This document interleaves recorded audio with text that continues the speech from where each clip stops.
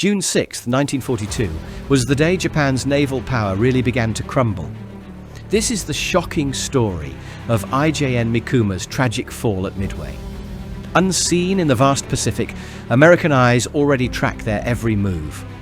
Admiral Kurita's cruisers, Mikuma and Mogami, steam east from Wake Island at 28 knots, fast, confident, and armed to the teeth. Their mission is simple: sweep up whatever's left after Japan's carrier assault on Midway. Below deck, crews prepare shells and torpedoes, unaware that the air above is no longer theirs. Unbeknownst to Kurita, US codebreakers have already cracked Japan's plans. PBY Catalinas patrol the endless blue, relaying every sighting back to Task Force 16. The hunters, once ghosts of the Imperial Navy, are now being hunted in turn. As the morning haze lifts, Mikuma's crew scans the horizon. Calm waters, no threats, only purpose. Yet, beyond that horizon, American carriers are repositioning for a counterstrike that will define the Pacific War. Every order, every turn, every plume of smoke now draws a line toward disaster. The hunters have departed. They just don't know they're already prey. And in the fog of orders and fear, one mistake decides everything. The first reports are chaotic as could be, with flames on Akagi and explosions aboard Kaga. From Mikuma's bridge, crewmen strain to hear fragments through the radio. Deck burning, abandon, before static cuts through. The pride of Japan's carrier fleet is being torn apart in real time.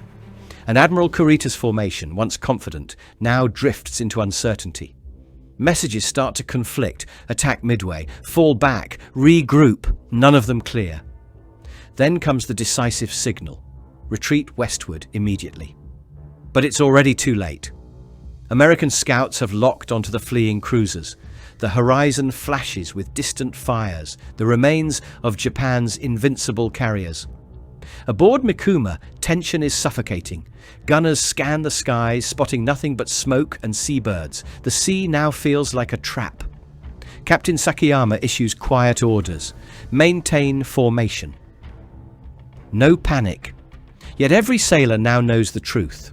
The hunters have become the hunted, and their retreat route cuts straight through American eyes. In trying to escape unseen, the cruisers had marked their own graves, but the radio bursts alive, with warnings being shouted through static. You see the darkness cloak the Pacific. As Kurita's cruisers push west, every man tense from hours of radio silence. Suddenly, a lookout aboard Kumano shouts, "Periscope starboard side!" The warning spreads instantly. Without confirmation, orders fly, hard to port. The formation pivots sharply, but Mogami's captain sees a shadow where there is none, and he turns too wide. Ahead, Mikuma cuts across his path. It's seconds before impact. Metal screams as Mogami's reinforced bow smashes into Mikuma's fuel tanks, ripping open her hull. Oil gushes like black blood, slicking the sea and coating the decks. The air fills with the stench of fuel and the glow of spreading fire. Damage control teams rush forward, slipping across oil-slick steel, shouting above the chaos. Pumps engage, hoses spray. But by now the sea itself seems aflame. The two cruisers drift apart, wounded and burning, while destroyers circle in confusion. In the dark, the oil trail gleams like a beacon, and that was a signal no enemy scout could miss. The first bombs miss, but the next wave comes in relentless formation. Dive after dive, the sky becomes a furnace. Dauntless bombers from Enterprise and Hornet descend with brutal precision. Their bombs strike amidships as one detonates near the aft engine room. Another rips open the hangar deck. Fuel ignites instantly. The explosion sends a column of flame hundreds of feet high. Men are thrown overboard, with others trapped below as compartments collapse. Japanese anti-aircraft gunners fight back through smoke and chaos, their tracers vanishing into black clouds. The cruiser, Suzuya, maneuvers frantically to avoid being hit, radioing desperate warnings to Mikuma. But Mikuma's steering is gone. She drifts, bleeding fire, her superstructure crumpled under the shock. Above, American pilots circle once more to confirm the kill. From the cockpit of a Dauntless, Lieutenant Franco Flaherty watches the inferno spread and mutters, "She's finished." The Pacific swallows the sound of burning steel and screaming engines, another empire's pride turning to wreckage beneath the waves. But even as the fires spread, survivors refuse to abandon their ship. By now, the deck is a battlefield covered with fire and twisted steel. Men stumble through smoke, their uniforms burning, eyes blinded by heat. The forward turrets are gone, the rangefinder destroyed. Below deck, trapped engineers fight to vent pressure as flames consume oxygen. Ammunition cooks off in violent bursts, each one tearing the ship further apart. Those still alive drag the wounded toward the rails. Some jump, vanishing into black water slick with oil and fire. Others stay, trying to save what can't be saved. Captain Sakayama refuses to leave the bridge, shouting orders no one can hear. Nearby destroyers, ordered to assist, circle helplessly. Any attempt to approach risks their own destruction from the explosions still ripping through Mikuma's hull. One final blast rips the aft section clean open, sending a shockwave across the sea. The cruiser, that had once been the pride of the 7th Division, now burns like a floating sun, breaking apart piece by piece under its own agony.